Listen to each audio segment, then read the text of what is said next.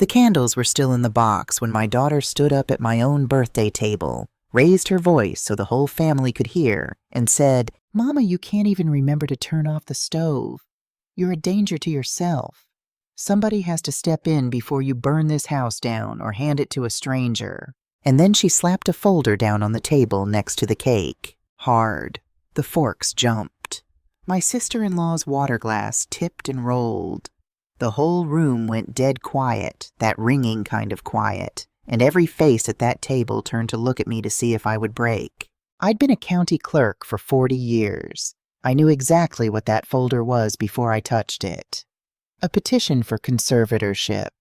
A piece of paper asking a judge to declare that I, Jenny Mae Caldwell, had lost my mind, that I could no longer be trusted with my own money, my own house, my own name. And the person asking to take all of it was sitting right across from me, breathing hard, waiting for me to cry. At the end of the table, my grandson Elijah, 10 years old, had stopped drawing his dinosaur. He looked up at his mother, then at me, and in this small voice he asked, "Is somebody going to take Grandma away?" Nobody answered him, so I answered him. I picked up the knife. Not a word to Renee. I reached past that folder, and I cut the first slice of my own birthday cake, slow, steady, my hand not shaking one bit, and I set it on a plate and slid it down to Elijah. "Make a wish for me, baby," I said. "I've already got mine." Then I looked my daughter dead in the eye, folded that petition closed, and slid it right back across the table to her. "You're going to want to keep this," I told her. "You'll need it for the judge." Renee's smile cracked. Just for a second, because that was not the broken old woman she'd come to collect. Here's what she didn't know. At 9 o'clock that morning, hours before she ever slapped that folder down, I had already walked into the same probate court where I worked for 40 years, and I had filed 2 papers of my own. A formal objection demanding an independent evaluation, and a report of fraud. She thought she'd just made her opening move. She'd walked straight into my last one. But to understand how a daughter ends up trying to have her own mother declared insane, and how that mother knew it was coming and let her walk right in, you have to go back 2 years. Back to the day I buried the only man who ever kept this family from tearing itself apart. Let me tell you who I was before I was a problem to be managed. For 40 years, I sat behind a counter at the Fulton County Probate Court here in Atlanta. I wasn't a judge. I wasn't a lawyer. I was the clerk. The woman who took the papers, stamped them, filed them, and walked grieving families through the worst weeks of their lives, one form at a time. Wills, estates, guardianships, conservatorships, powers of attorney. If a family was fighting over what Mama left behind, sooner or later it crossed my desk. People think the law is what happens in the courtroom. It isn't. The law is what happens at the counter in the hallway in the small print nobody reads until it's too late. I watched sons forge their father's signatures. I watched daughters move a parent into a home and the parent's savings into their own account in the same afternoon. I watched it for 4 decades, and I learned the thing they never teach you in any school. I don't have a law degree. I've got something better. I've got 40 years of watching people try to rob each other across a wooden counter, and I know exactly what it looks like when they start. I'll tell you one. About 15 years back, a man came to my counter to file conservatorship over his mother. Nice suit. Said she was confused, couldn't manage things anymore, real shame. He had a doctor's letter and everything, and I remember thinking this paperwork is too clean, too fast.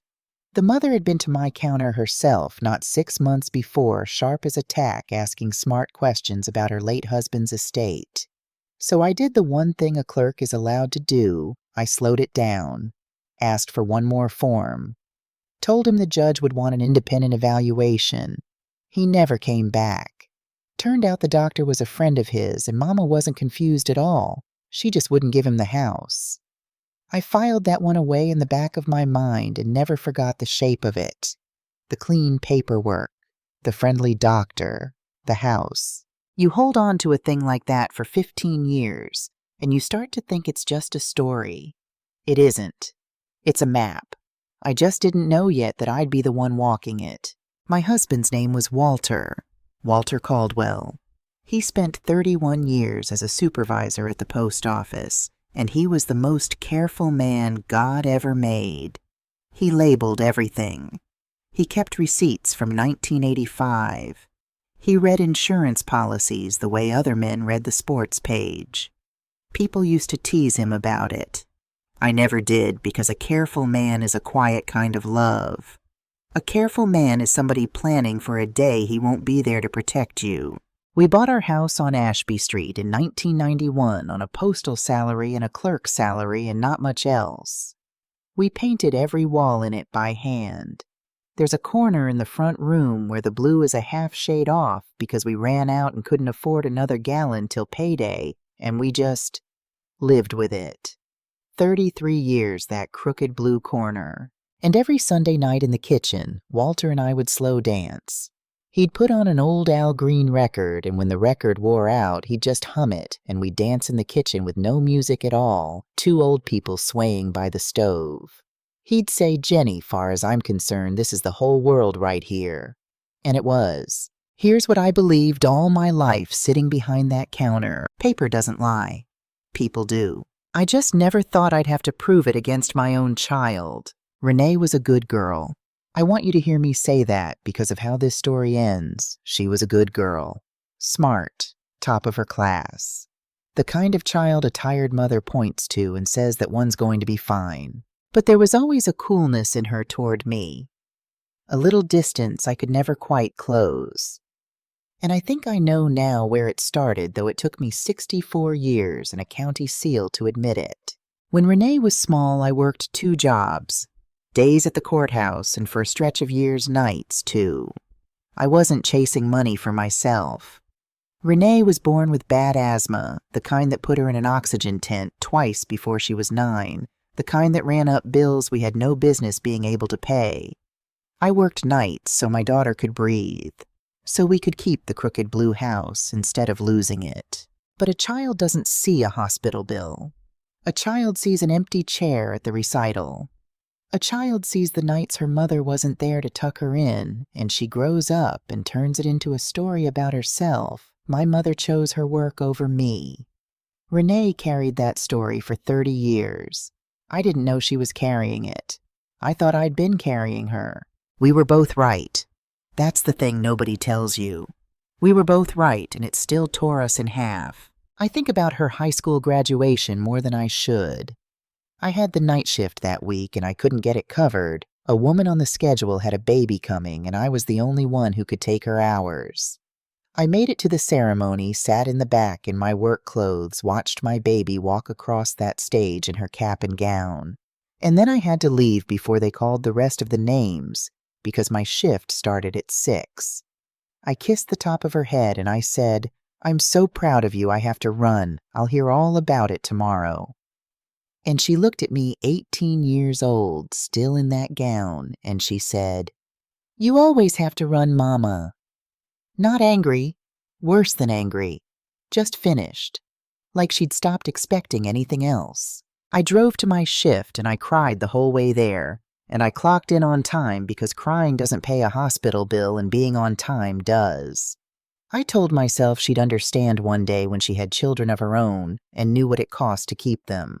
She had a child of her own, and she understood it exactly backwards. Renee married a man named Trevor Boyd, charming the way some men are charming a smile he could turn on like a faucet. He called me Mama J from the second date before I'd earned a single thing he was calling me by. And from the very beginning, Trevor was interested in the wrong things. He'd ask about the house, real casual, real friendly. "Mama J, this neighborhood's coming up. You know what a place like this is worth now." He'd ask about Walter's pension, Walter's investments, what Walter left behind. "Walter was a smart man," he'd say, smiling that faucet smile. "Bet you're sitting on a nice little nest egg, huh, Mama J?" I just pour the man more sweet tea and say nothing. Pouring tea and saying nothing is a skill, and I am very, very good at it. Then Walter passed. 2 years ago this spring. A heart that just quietly stopped one Tuesday the way careful men go, no fuss, no warning, the kettle still warm on the stove. I wasn't in the ground a month before Trevor came to me with paperwork. "Mama J," he said, all gentle, all helpful. "You've got so much on your plate now. Let me take some of this off you. Just sign this. It lets me handle the bills, the accounts, all the boring stuff so you can grieve in peace."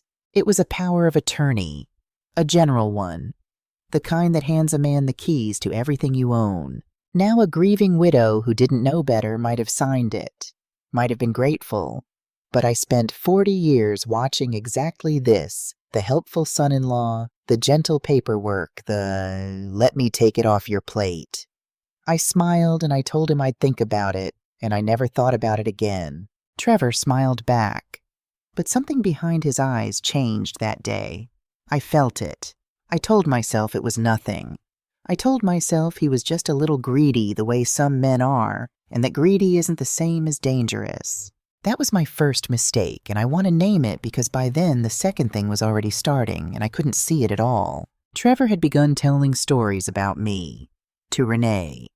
Quiet ones.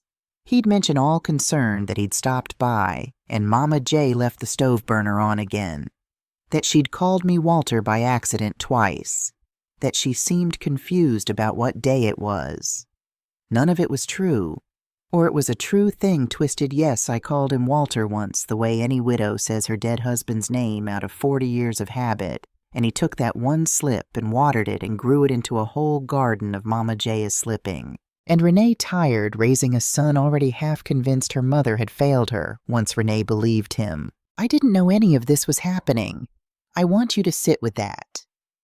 While I was pouring tea and tending my tomatoes, my own daughter was being told drop by drop that I was losing my mind. And the man telling her was the one with his eye on my house. I wish I could tell you I spent those 2 years suspicious and watchful. I didn't. I spent them living. I had my garden out back, tomatoes and okra, a little patch of collards along the fence. There's a peace in a garden that I can't explain to a person who's never grown one. You put a thing in the dirt and you tend it, and it answers you. It doesn't lie about who it is.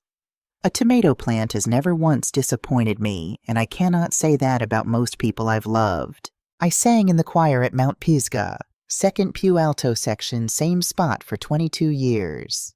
My dearest friend Loretta Hayes. Sister Loretta sat right beside me, and on Thursday evenings after rehearsal, we'd go back to my kitchen and make cornbread and talk till the streetlights came on. Loretta has known me through Walter's whole illness and his funeral and every quiet night after. She knows what I sound like in my right mind. Remember that. It matters later. My neighbor Miss Pearl Dawson had been next door 20 years. The kind of neighbor who notices things, whose car is in the driveway, who came by while you were out. I used to find that nosy. I have since learned to be grateful for a woman who notices things. But the truest joy of those years was a boy. Every weekend Elijah stayed with me. My grandson, 10 years old, all knees and elbows and questions. We'd watch documentaries about space. He was wild for space, could tell you how far the sun was, how a black hole bends the light around it. I taught him chess at the kitchen table, the same table where his grandfather and I used to dance, and that boy beat me fair and square before he was 9, and I have never been prouder of losing at anything in my life. He was the only one left in that family who looked at me and saw a person, not a house, not a nest egg, not a problem to be managed. Just his grandmother. When Elijah looked at me, I was still all the way here. He'd fall asleep on my couch with the space documentary still going, and I'd put a blanket over him, and I'd think this is the whole world right here. Walter's words. I'd think them in Walter's voice. I want you to see those evenings clearly. The cornbread, the choir, the crooked blue corner, the boy asleep under the blanket with the stars on the TV. Because that was the last of it. That was the last stretch of ordinary life I would ever have. And like everybody who's ever lost an ordinary life, I didn't know to hold it tighter while it was still in my hands. The morning after one of those perfectly ordinary weekends, Elijah just dropped back home the night before, the blanket still warm on the couch. The phone rang. It was the bank, and the whole world I'd built over 40 years started sliding out from under me. The woman on the phone was from the mortgage department at Fidelity Trust.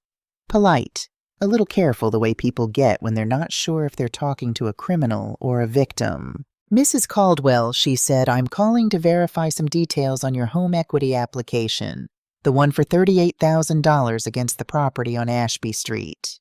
Before we move to final approval, we just need to confirm a few things." I sat down. I remember exactly where the kitchen chair facing the crooked blue corner, the one I'd painted with Walter in 1991. "I'm sorry," I said. "I didn't apply for any loan." There was a pause on the line, the kind of pause that tells you the floor just moved under somebody. "You didn't," she said. "Ma'am, we have a signed application and a power of attorney on file naming an authorized representative." Now, a different woman might have panicked, might have started crying or shouting or apologizing for something she didn't do. I'd watched all three reactions across a courthouse counter for 40 years, and not one of them ever helped anybody.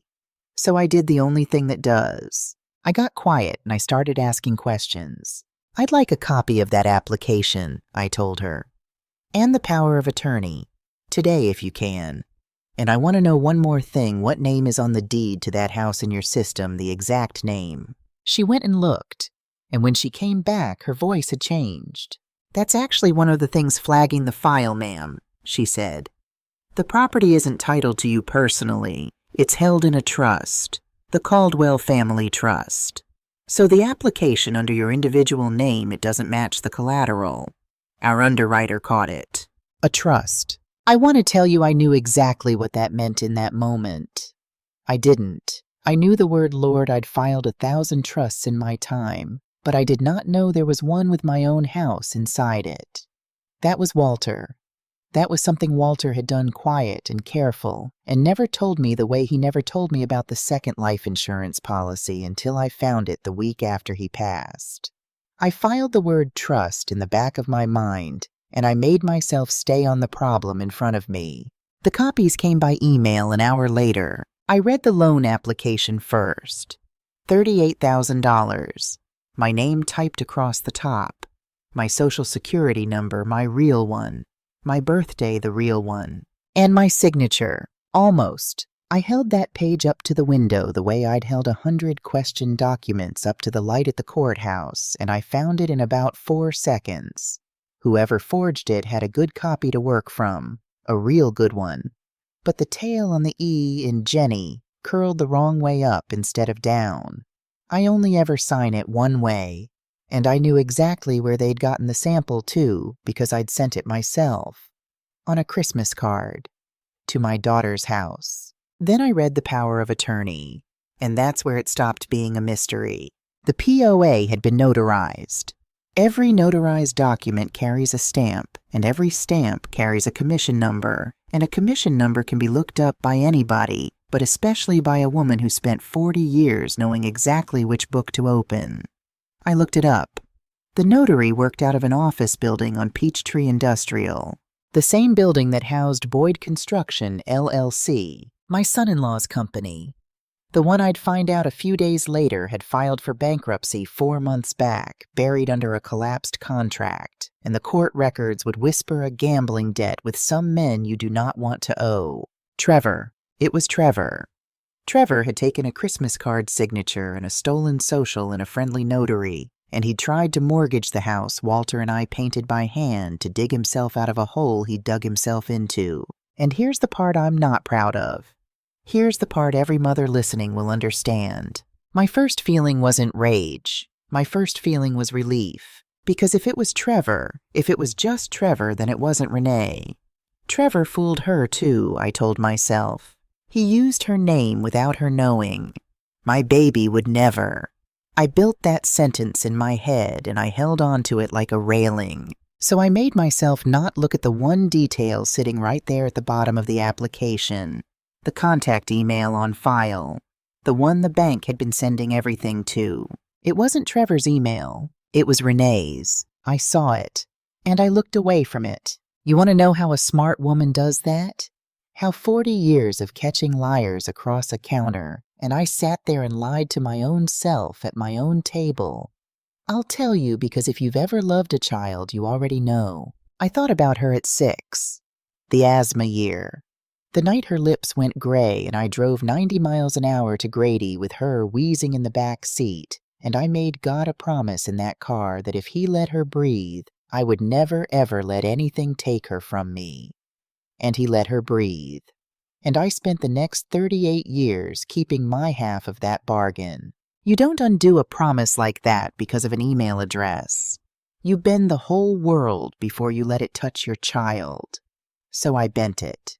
Trevor put her email so the bank wouldn't call her mother. He's hiding it from her, too. She's a victim like me. I built that, and I moved in. That was the small thing I couldn't look straight at. Remember it. Because it was about to get a whole lot bigger. 2 days later, I got a text from a number I didn't have saved. It was from Camille Foster Renee's best friend since high school. The two of them had been thick as thieves for 20 years.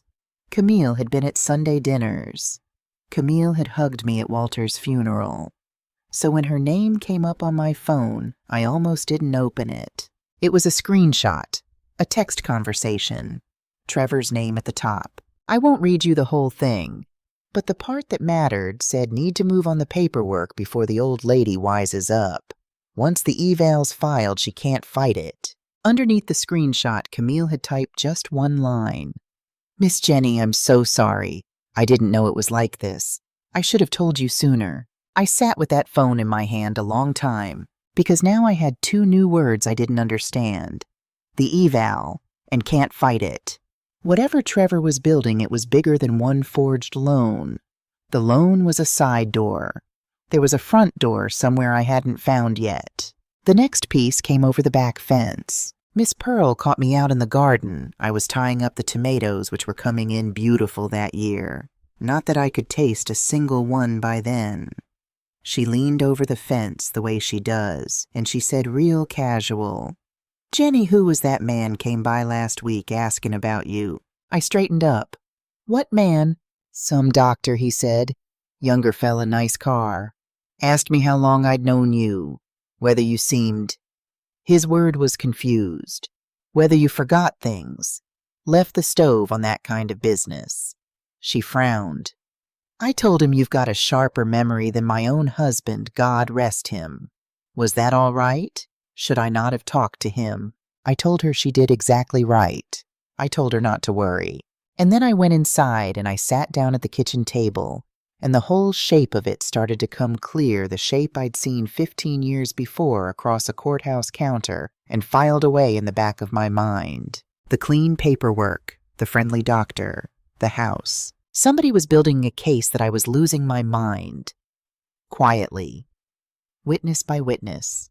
Behind my back. So I did the one thing they never counted on a confused old woman doing. The next morning I drove down to the Fulton County Probate Court. My court. 40 years. I hadn't been back since the retirement party. The sheet cake in the break room. The card everybody signed, the gold-tone pen they give you that doesn't write. Walking back through those doors, I felt my whole life fold in half.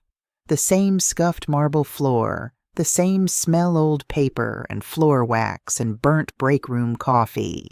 I had walked across that floor as a young woman with a baby at home and an extra shift to get to. I had walked across it the week we buried my mother and the week we buried Walter, and both times I'd clocked in anyway, because grief doesn't file itself. The security guard at the door called me Miss Jenny and waved me through.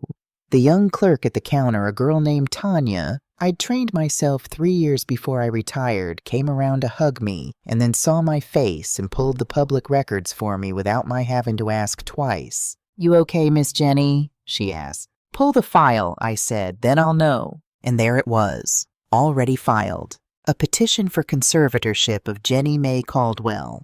Filed weeks ago. Weeks.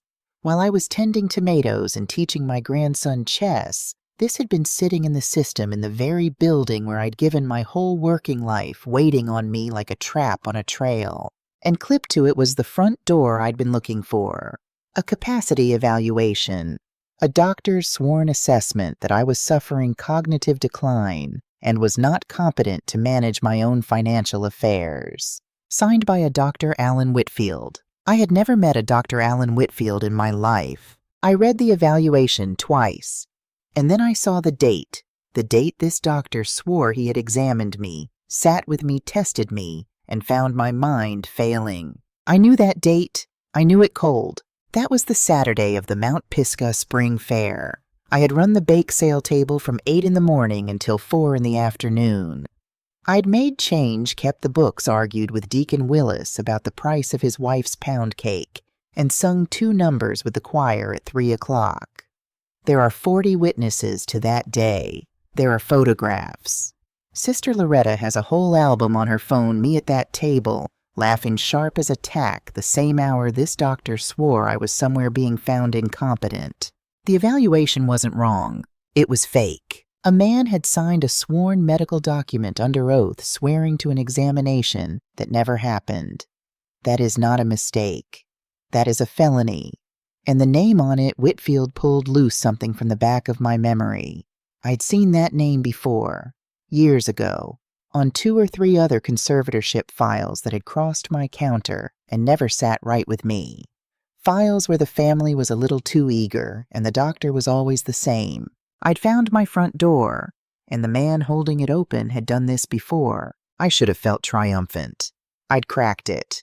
I had the forged loan, the fake evaluation, the notary, the screenshot I had, Trevor cold.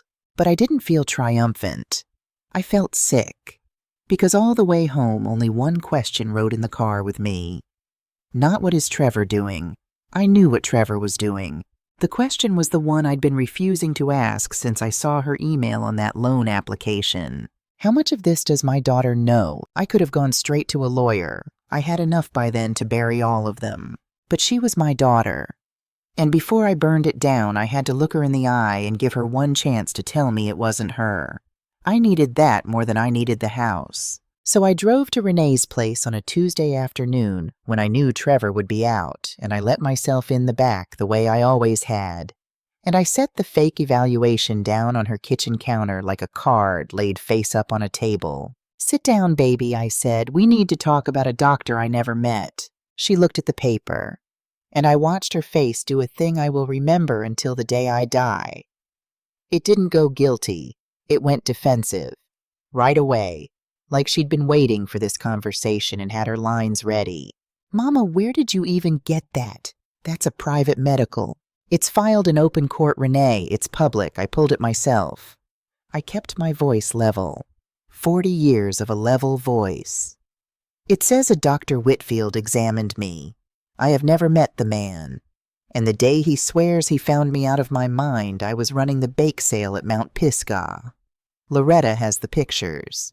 And here is where it broke my heart because she didn't flinch. She got frustrated. With me. Okay, so maybe the dates got mixed up, that happens, but Mama?" She pressed her hands flat on the counter. "It doesn't change what's true. You are slipping. Trevor's been telling me for a year. You left the stove on. You called him Walter. You forget things, Mama. You don't even know you forget them. That's how it works." "I called him Walter one time," I said, "out of 40 years of habit. A widow says her husband's name. That is not a disease, Renee. That is grief. That's exactly what someone who's slipping would say. And there it was, the trap they'd built her.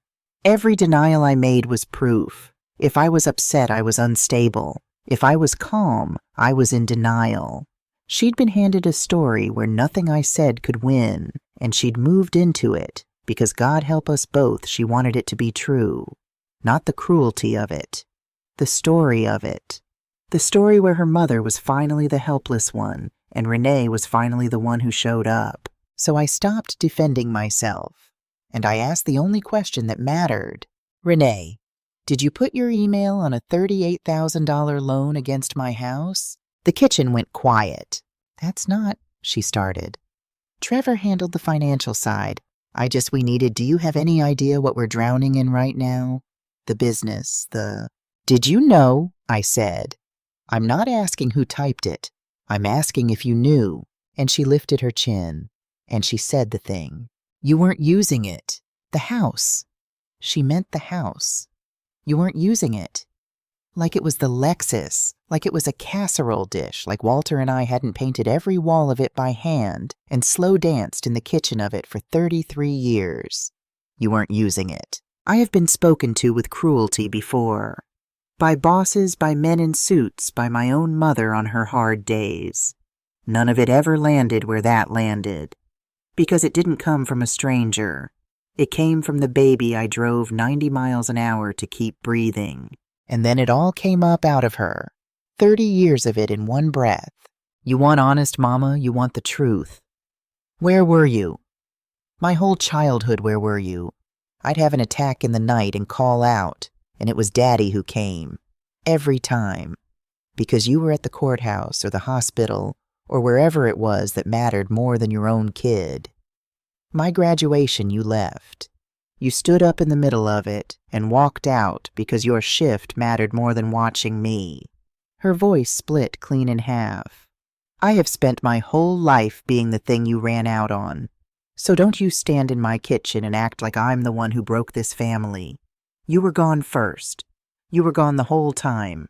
And Lord, that's the part that almost took me down. Because it wasn't all a lie. I did leave that graduation. I was at the courthouse those nights. She wasn't making it up. She was just missing the why of it. The hospital bills. The mortgage. The promise I made God in a speeding car. Trevor had found that 30-year-old open wound and poured poison in it for a solid year until my own daughter couldn't tell my love from my absence anymore. I could have explained it right then. The bills, the bargain, the 90 miles an hour. But you cannot reason a person out of a wound they've been feeding for 30 years in the same 5 minutes she's using it to take your house. So I held it. I put it in the box with everything else to hand her on some later day she might be able to hear it. Mama, she said softer now, mistaking my silence for surrender, reaching for the kind voice you use on a child or a dog. I'm not the bad guy here. I'm trying to protect you. When this is all settled, you'll be somewhere safe. Somewhere they take care of you, and you won't have to worry about the stove or the bills or any of it. You should be thanking me. You can't take care of yourself anymore. You just can't. And then a small voice came from the doorway. Is somebody going to take Grandma away? Elijah home early, standing in the kitchen door with his backpack still on, looking between his mother and me with those big, careful eyes that had watched documentaries about the whole entire universe and could not make sense of this one room. Nobody answered him. Renee couldn't. I wouldn't nod in front of him, not like that. I crossed the kitchen and I knelt down 64 years old, knees and all, and I held that boy's face in both my hands. Nobody's taking your grandma anywhere, I told him. You hear me? I'm not going anywhere. Now go on and start your homework and I'll see you Saturday. We've got a chess rematch you're gonna lose. He almost smiled. He went. I stood up. I looked at my daughter one more time and I did not yell, and I did not cry, and I did not call her a single name. I picked up my purse, and I left the fake evaluation right there on her counter because I had copies and because I wanted her to have to look at it. I drove home through the streets I'd driven my whole life. I let myself into the house on Ashby. I did not turn on the lights. I sat down in the dark in the kitchen in the chair facing the crooked blue corner, and I did not cry. I just sat. For a long, long time. I sat in that dark kitchen and I let my whole life run past me like water. The asthma year, the night shifts, the graduation I left early, the hospital hallway where I slept sitting up in a plastic chair so that if she woke, the first face she saw would be mine. I remembered the Christmas she was 7, the lean year, when Walter and I ate cereal for supper through December, so there'd be something under the tree, and how she came tearing down the stairs that morning and threw her arms around my neck and said, "You're the best mama in the whole world," and meant it. And I believed her, and I thought that feeling would last us both forever. I had been the best mama in the whole world once. To this same person now standing in her kitchen telling me I couldn't be trusted to turn off a stove. 38 years of bending the whole world so my daughter could stand up straight in it. And here was the thanks. You can't take care of yourself anymore. You should be thanking me. I'm going to tell you something now that I haven't told many people, because I want this to be true, and not just a good story. That night, I almost let her have it. Not because I couldn't fight. I knew I could fight. I had the forgery, the fake doctor, the screenshot, the witnesses. I could have ended all of them by Friday, and I knew it. I almost let her win because of the math. Because if I fought, I would win the house and lose the child. There would be no coming back from a mother dragging her daughter through a courtroom. Whatever thread was left between us, and there was a thread frayed down to nothing, but there it would be cut, and it would stay cut, and I would die having beaten my own daughter in a court of law. And I sat there in the dark, and I thought, maybe that's the price. Maybe I just give her the house. Let her have it. Sign the paper, move into one room somewhere, and keep the thread. Keep being able to call her. Keep being invited, even if it was only ever pity. I had my hand on that decision. I want you to know how close I came. And then I remembered Walter's box. The bank had said it. A trust. The Caldwell Family Trust. I'd filed it in the back of my mind and walked right past it. Now I got up in the dark and I went to the closet, and behind the shoe boxes on the high shelf was Walter's old document box. The careful man's box. I hadn't opened it since the funeral. It was all in there, the way he kept everything. And folded inside a plain envelope, signed, notarized, dated, and recorded with the county 3 years before he died, was the trust. Walter had quietly moved the house and the bulk of our savings into the Caldwell Family Trust. Me, the lifetime beneficiary, mine to live in until I die, no one able to touch it. And after me, it didn't pass to Renee. It passed to Elijah. Walter had named an independent successor trustee, not family, a fee professional at the bank, so no relative could ever bully their way into control. He'd written in a no-contest clause, and he had done it all quietly 3 years before any of this, without ever telling me, because that was Walter. A careful man is a man planning for a day he won't be there to protect you. He had seen Trevor, before any of us. He'd sat at his own table, pouring that man's sweet tea and smiling, and the whole time he was building a wall around his family that no forged signature, no friendly doctor, no conservatorship petition could ever climb. The house was never mine to lose, and it was never theirs to take.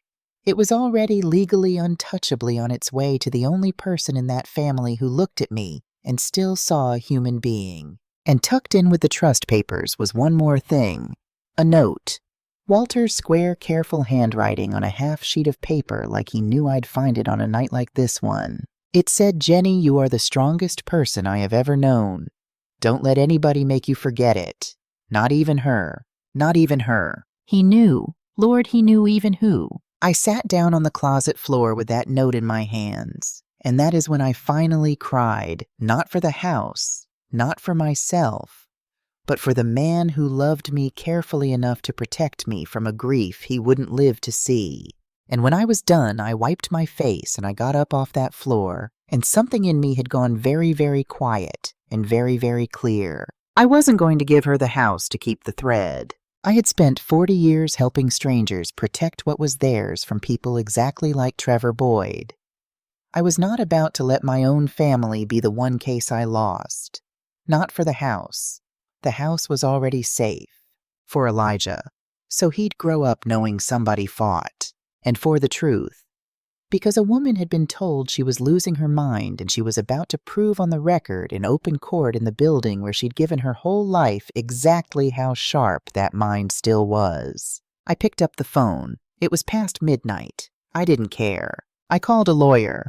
The lawyer's name was Cordell Banks. He wasn't some courthouse legend who never lost a case. He was a tired, decent man in a small office with too many files and a good coffee maker who spent his whole career on elder law. Because he told me, somebody's got to stand between old folks and the people who love them too conveniently. I liked him immediately. I laid it all out on his desk. The forged loan, the Christmas card signature, the notary in Trevor's building, the bankruptcy, Camille's screenshot, the conservatorship petition, and Dr. Whitfield's evaluation dated the day of the church bake sale. Cordell read it all without saying much. Then he took off his glasses and rubbed his eyes and said, "Miss Caldwell, I have to be honest with you because you deserve honest. This is going to be ugly. And if your daughter signed that petition, she is exposed too. You understand what that means? You go after this all the way you might be saving yourself by sending your own child into a criminal investigation. Some mothers can't do it when it comes down to it. There's no shame if you can't. I spent 40 years on the other side of that counter," I told him, "watching families pick the easy lie over the hard truth. I am not going to be one more file where the truth lost. Tell me what you need." He almost smiled. "All right then, we don't bluff. We build. And we built. This is the part I want you to hear because nobody handed me a miracle. I earned every piece. For the fake evaluation, I didn't just say I was at the church fair. I brought receipts. Sister Loretta's phone full of photographs time-stamped me at the bake sale table at 9 at 11, singing at 3. The church bulletin listing me on the schedule. Deacon Willis and 4 other people who signed sworn statements that they spent that whole Saturday looking at my sharp, irritating, fully competent face. You don't accuse a 40-year court clerk of being confused on a day 40 witnesses watched her count change. For the loan, Cordell pulled the notary's commission record and the public bankruptcy filing for Boyd Construction and laid them side by side so a judge could see the same address sitting on both. For the trust, we filed certified copies of the Caldwell Family Trust, proving the house had been legally protected for 3 years and was never mine to mortgage or theirs to take. That one document quietly turned their whole scheme to ash. You cannot seize through a conservatorship property the person doesn't individually own. And then we went after the doctor. Cordell, through the court, issued a subpoena for Dr. Whitfield's complete records on me, every note, every appointment, every bill. Because here's the thing about a man who fakes an exam, he can sign a sworn paper saying it happened. What he cannot do is produce the exam that didn't. There would be no intake notes, no test results, no appointment in any calendar, just a bill and a payment from somewhere. When a doctor's file is empty, Cordell said the empty is the evidence. Last we did. The thing that started this whole story, though, you listening already watched me do it. We filed a formal objection to the conservatorship and a demand for an independent evaluation by a court-appointed physician of the judge's choosing. Not their doctor. The court's. I filed those papers myself in person at 9 o'clock on a Tuesday morning at the counter where I'd worked for 40 years. I want you to hold on to that 9 o'clock that Tuesday morning because of what happened that same afternoon. That afternoon was my birthday, so now you understand the dinner. You remember it? I opened this whole story with it. My birthday table. Renee standing up, slapping the folder down by the cake, telling the whole family I'd lost my mind. Elijah asking if somebody was going to take Grandma away. Me cutting the cake with a steady hand and sliding that petition right back across the table. You're going to want to keep this. You'll need it for the judge. Now you know why I was so calm. Because that morning, that very morning hours before she ever walked in with her folder, I had already filed my objection and my demand for an independent evaluation. The court was already moving. The trap she thought she was setting had already snapped shut behind her, and she'd walked in to gloat over a woman who'd beaten her before the candles were even lit. She just didn't know it yet. The hearing was 3 weeks later, in Fulton County Probate Court. My court. I'll never forget walking in. The bailiff straightened up when he saw me. 2 clerks I'd trained came out from behind the counter to squeeze my hand. The judge, Judge Harmon, who I'd handed files to for 11 years, looked over his glasses at the petition to declare me incompetent, then looked at me sitting there in my good church suit with my back straight, and I watched something pass over his face that I can only call almost amused. Like the universe had told a joke only the 2 of us got. Trevor's lawyer stood up and made it sound real smooth. A loving family. A declining mother. A sad but necessary step. He entered Dr. Whitfield's evaluation into the record. Then Cordell stood up. He entered the photographs, the church bulletin, 5 sworn statements. He established in about 10 minutes that on the day Dr. Whitfield swore under oath he examined me and found my mind failing, I had been in front of 40 witnesses selling pound cake. Then the court-appointed physician gave her findings from the independent exam. I had sat with her for 2 hours the week before and answered every question, and she found me her words fully oriented, cognitively intact, and entirely competent to manage her own affairs. And then Cordell produced the subpoenaed file. Dr. Whitfield's complete records on me. There were no records, no intake, no notes, no tests, no appointment. There was one bill, and there was one payment that had cleared it, traced by the bank to an account belonging to Trevor Boyd. The courtroom went very still. Here is the truth about how these things really end, because I promised you the truth. Whitfield did not break down sobbing on the witness stand. That's the movies. What happened was quieter and worse for him. Facing the loss of his medical license and a felony charge for falsifying a sworn medical document, Dr. Alan Whitfield did exactly what cornered men do. He got his own lawyer, and he cut a deal, and in a sworn statement, he gave up the man who'd paid him, Trevor. And once the doctor's payment was on the record, the rest unspooled fast. The forged loan, the bankruptcy, the notary, the pattern. What had walked into that courtroom as a petition about a confused old woman walked out as a criminal referral fraud forgery and felony exploitation of an elder. The conservatorship was dismissed. The loan was voided. Trevor was referred for prosecution. I should have felt like I'd won. People always think winning feels like something. It doesn't not when the person across the aisle came out of your own body. I watched Trevor's smooth lawyer stop being smooth.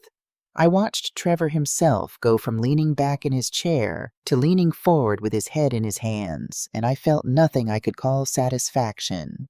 Just tired. The deep kind. The kind 40 years of watching families do this to each other puts in your bones. And my daughter, who had put her name and her email on the paperwork, my daughter sat in the gallery and watched the whole thing come down. I didn't look at her during the hearing. I couldn't. But I heard her once, a small broken sound 2 rows back when the judge said the word fraud out loud, and it was the same sound she used to make as a little girl when she'd done something she couldn't take back and knew it. I'd know that sound anywhere. 38 years, and a mother still knows the sound her child makes when the floor opens up. She went white as the day she was born, and for 1 second I'm not proud of and won't pretend I didn't have, I wanted to go to her. Even then. Even after all of it. That's the thing about being a mother that nobody warns you about, the wanting to comfort them doesn't switch off just because they're the one who hurt you. It just sits there in your chest with nowhere to go. I kept my eyes forward. I let the law do what I'd spent 40 years watching it do. But I want you to know it cost me. Winning cost me. Anybody who tells you justice against your own blood feels good has never had to do it. She came to the house a week later. Not the woman from the kitchen, not the woman from the birthday table. This one stood on my porch on Ashby Street, with no chin in the air and no folder in her hand, just her arms wrapped around herself like she was cold in June. And she told me the last thing I didn't know, the thing the investigation had shaken loose. Trevor had lied to her too. All of it. He'd told Renee over and over for a year that I had said to his face that I was cutting her out of everything, leaving it all to the church and the boy, leaving her nothing. It was never true. I never said it. He invented it the same way he invented the stove and the confusion, because a daughter who believes her mother is about to abandon her one final time will sign almost anything. He needed her name on that petition to make it look like family love instead of a stranger's robbery. She wasn't his partner. She was his shield. He used me to come after you, she said, and her voice was nothing but wreckage.